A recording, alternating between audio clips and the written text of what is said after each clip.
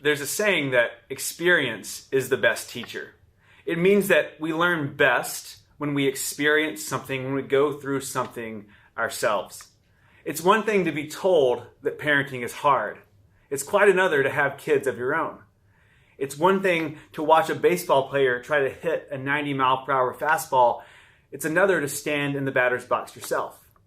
It's one thing to watch a movie about a worldwide pandemic.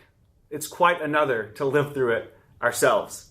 When we experience something for ourselves, it becomes more real, more meaningful, and more powerful in our lives. And this is true in all areas of life, and something that I have personally learned firsthand. I started in full-time ministry when I was 21 years old. I had recently graduated college and was hired to be a full-time ministry director on the campus of Oregon State University. So here I was, shiny young Christian from the deep south, from the Bible Belt, moving to the most unchurched part of the country, and I thought I was hired because I had all the answers. I was talented and gifted. I thought I knew how to grow a huge, impressive ministry. As you might guess, it did not quite turn out that way. I had lots of disappointing nights where no one showed up to Bible studies and events. I had several frustrating conversations with college students who had no interest whatsoever in Jesus or the Gospels. I started to realize something, that I had a head full of theological ideas, but no ability to make it relevant to the lives of those students. And I came to understand that they didn't just need information about Jesus, but they needed to experience what a life with Jesus might actually mean for them. So I'll spare you the long version, but we intentionally set out to build a ministry that would invite students to be a part of what God wanted to do in their lives and in the world. And by God's blessings, we grew. We saw students come to know and follow Jesus. And there was no magic. There was nothing worth writing a book about. We just simply started with a small group of students. We modeled together what we wanted to see in the world. And then we invited others to come and experience it alongside of us, to serve with us and to pray with us. Now, I want you to think about all the stuff going on in our world today. We're dealing with a global pandemic that just keeps going. There is hunger and cries for racial justice. There's a contentious election. There are wildfires across the western part of our country. There's a struggling economy. When the world is crying out, maybe, just maybe, more information only goes so far.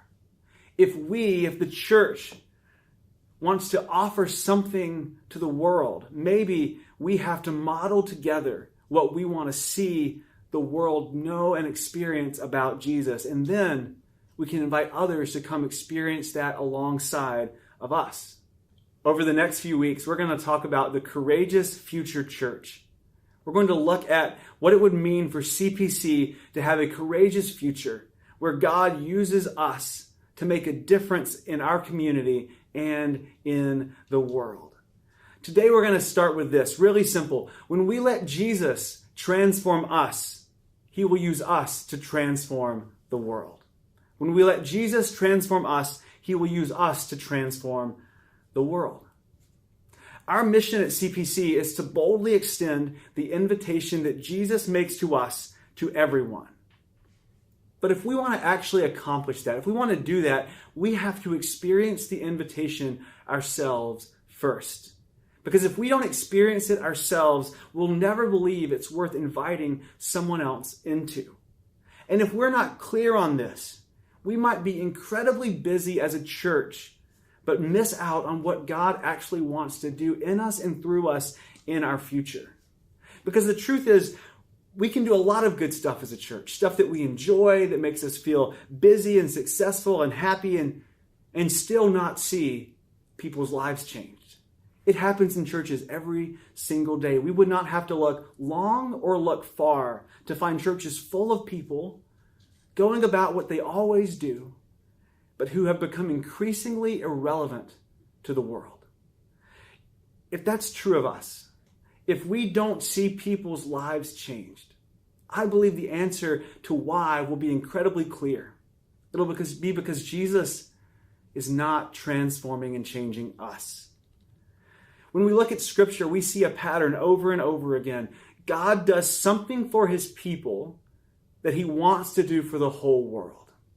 God does something for his people that he wants to do for the whole world. So we're going to look at a text together today in 1 Peter chapter 2. If you have a Bible, I would encourage you to turn there. We're going to look at 1 Peter chapter 2, starting in verse 9. It says this, "But you are a chosen race, a royal priesthood, a holy nation, a people for his own possession, that you may proclaim the excellencies of him who called you out of darkness into his marvelous light. Once you were not a people, but now you are God's people. Once you had not received mercy, but now you have received mercy." There are three really important things I want you to see in this text, and I would encourage you to jot them down. So if you don't have a pen, pencil, paper with you right now, pause the video, go find something to write on, and come back and pick back up, because I would love for you to write these things down. The first is this: God creates a new family from scratch. The letter of 1 Peter was written to some of the earliest Christians, and the earliest Christians were in churches made up of both Jewish and non-Jewish people. Now, you don't have to be a Bible scholar or a sociologist to understand that Jews and non-Jews were not from the same families. They were not from the same ethnic background. And this is important to note because the author intentionally uses the Greek word genos, as in a chosen genos, which we usually translate as race in English. But genos should actually be translated as clan. Genos means clan. Clan is an obscure word, which means we often translate the word race, which is way more familiar. But what is a clan? A clan is a word for a family. In the ancient world, family was some of the most important sociological structures that existed. You had the bonds of your life formed within your family. Inside of a family is where you understood who you were. It's where you formed your identity. It's where you wrestled with what was possible for your life. So God takes people from all kinds of different family backgrounds and he makes them a new family from scratch because he wants to give us a new identity. He wants to show us what's possible for our lives. And inside of a family, inside of a clan, is the best place to experience that for ourselves. Which leads us to the next thing I want you to note. God's family is meant to be different for a purpose. This passage is full of references to Old Testament scriptures. Two very important phrases from the Old Testament I want to make sure you catch: royal priesthood and holy nation.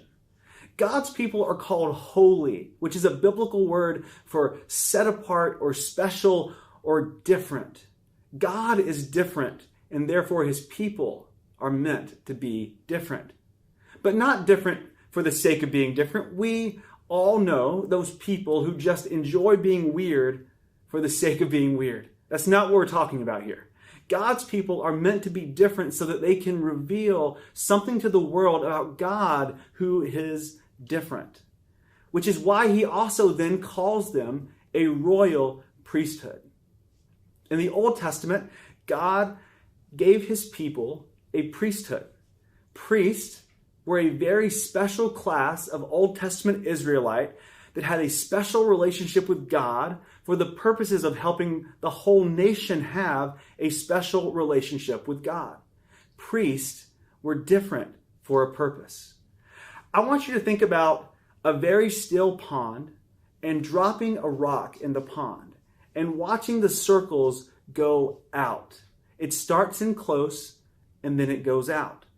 God had a relationship with his priest. The priest then had a relationship with the nation of Israel. And the nation of Israel was meant to model that with the whole world.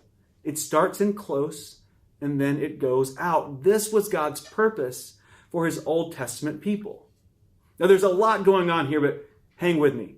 The church in the New Testament fulfills God's purposes for his Old Testament people, which means we are all members of the priesthood. Let that sink in for a second. If you're thinking, hold on, I didn't get any training for that. Relax. It simply means that it's our responsibility as Christ followers to show the world what Jesus has done for us. And that's the third thing I want you to see in the text. God's family lives in response to what Jesus has done. When you read verse 9, it seems like it's saying, wow, look how special we are. But then verse 10 says, well, hold on a minute. It says, once you were not a people because you had not received God's mercy, but now you are a people because you have received God's mercy. You see, we don't deserve to be in the family.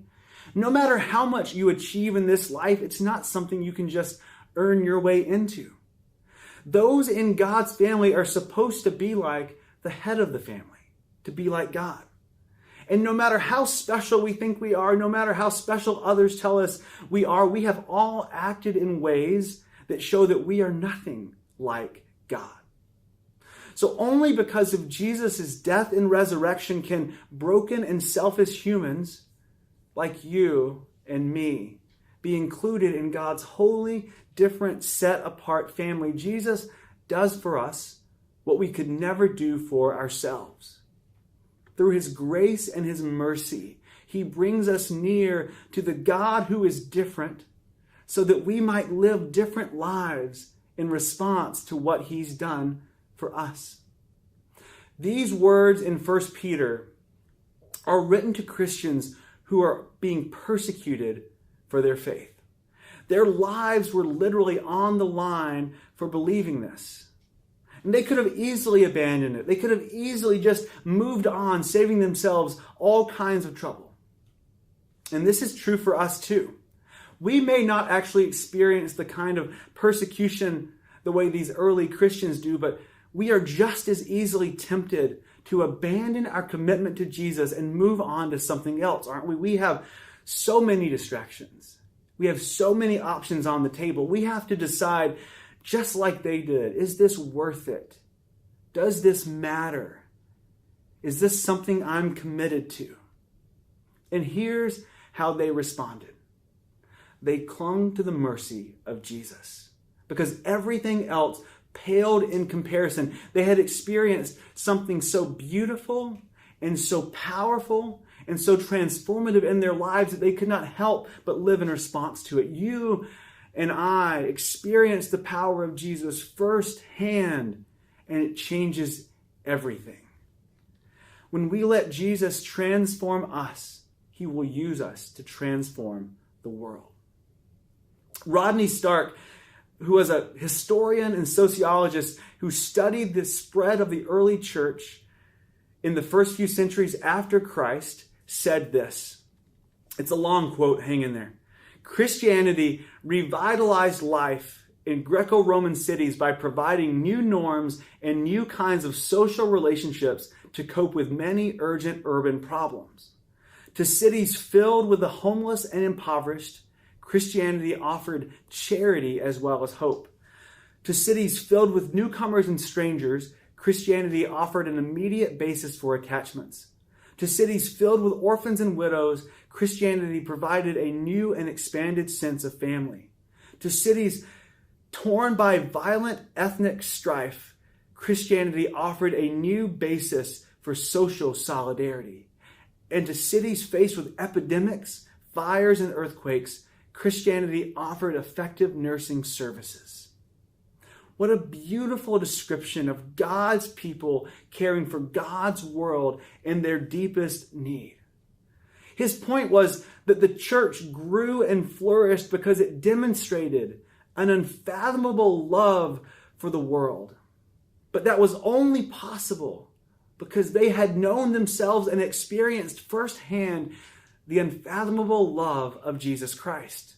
The church will make a difference in the world when Jesus makes a difference in our lives.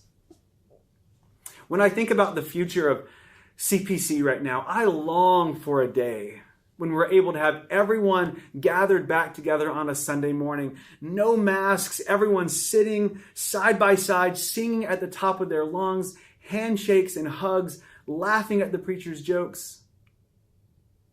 But seriously, I cannot tell you how much our staff looks forward to a day where we can be together without any trace of a pandemic. But as much as we long for that day, that is not our mission. It's honestly not. I'm as tired as you are of masks and pre-registering and limited capacities, but the mission is not to get back to normal.